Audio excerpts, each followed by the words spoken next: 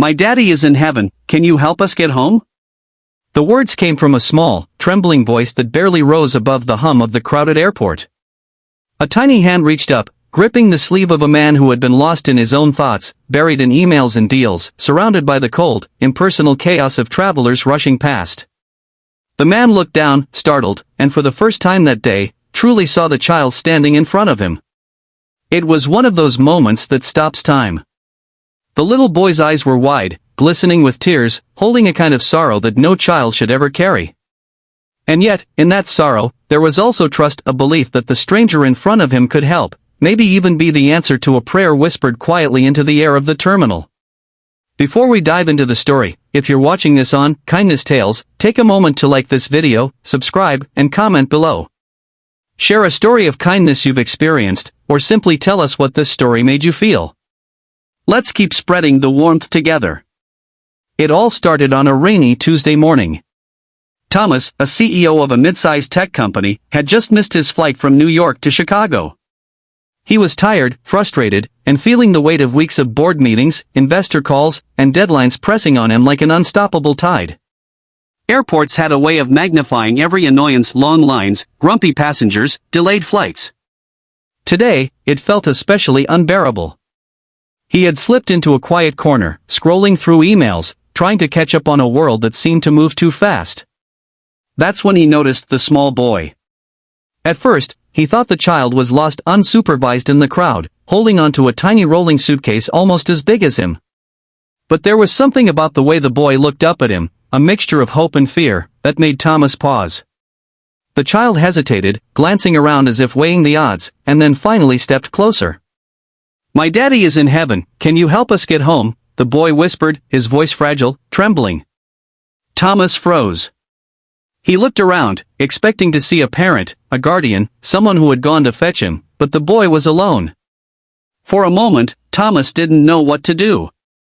His mind, so used to solving problems with emails and contracts, was suddenly empty. This was a different kind of problem, a human problem, one that didn't come with a formula or a solution guide. The boy's small hand gripped his sleeve again. Please, we don't know how to get home. Mommy, she's really sick. That was all it took. Thomas's heart, long armored with stress and ambition, softened in a way he hadn't felt in years. He knelt down to the boy's level, meeting those tearful eyes with all the warmth he could muster. Hey there, he said gently. What's your name?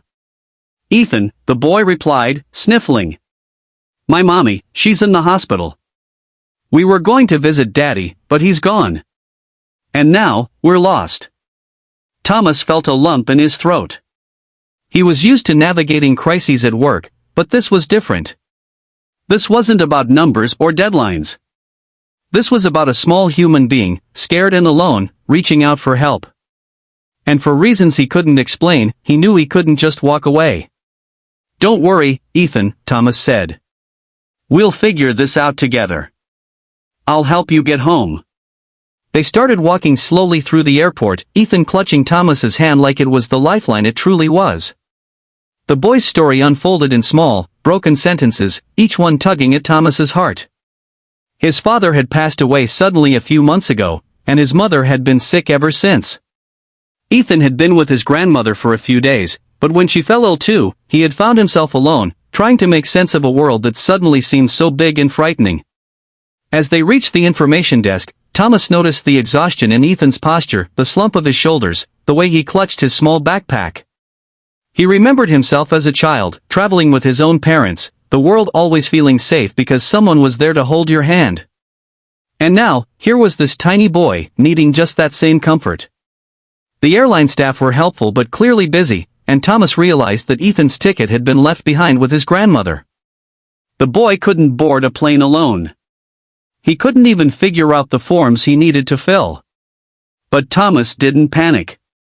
He used his calm, steady voice, explained the situation to the staff, and within minutes, they had arranged for a flight, a seat next to a flight attendant, and even contacted the hospital where Ethan's mother was staying to coordinate a pickup.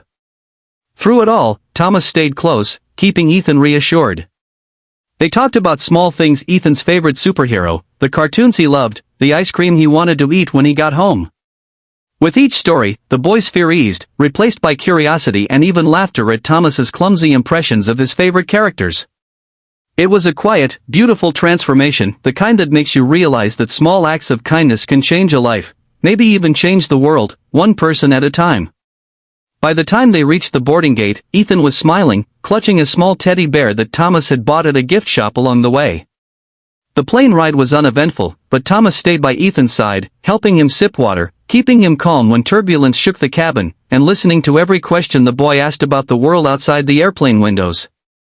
When they finally landed in Chicago, Thomas was greeted by a hospital van waiting to take Ethan and his mother home. The reunion was quiet but profoundly moving.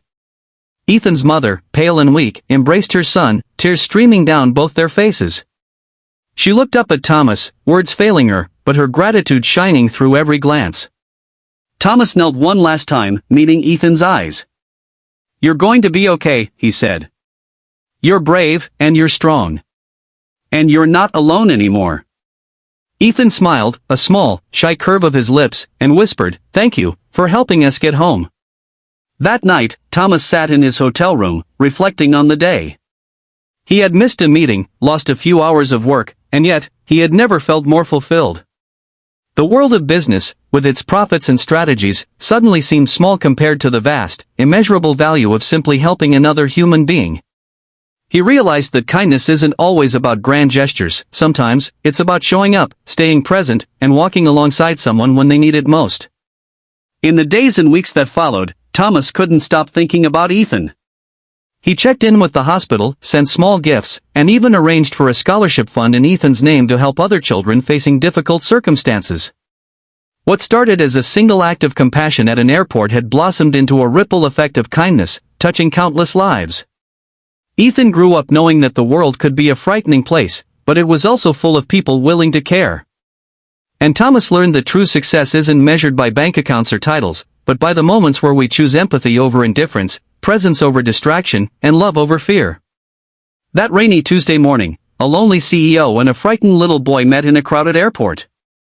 One could have walked past the other, absorbed in their own troubles, but instead, they chose connection. And that choice, simple, human, profound, changed both their lives forever. So, the next time you see someone in need, remember Ethan and Thomas.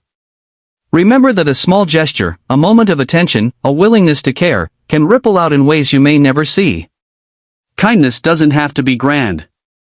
It just has to be real. It has to be present. It has to be chosen. Because in a world that often feels rushed, harsh, and indifferent, your kindness might just be the answer to someone's whispered plea. You might be the hand that helps them find their way home. And maybe, just maybe, that act of kindness will change your life too.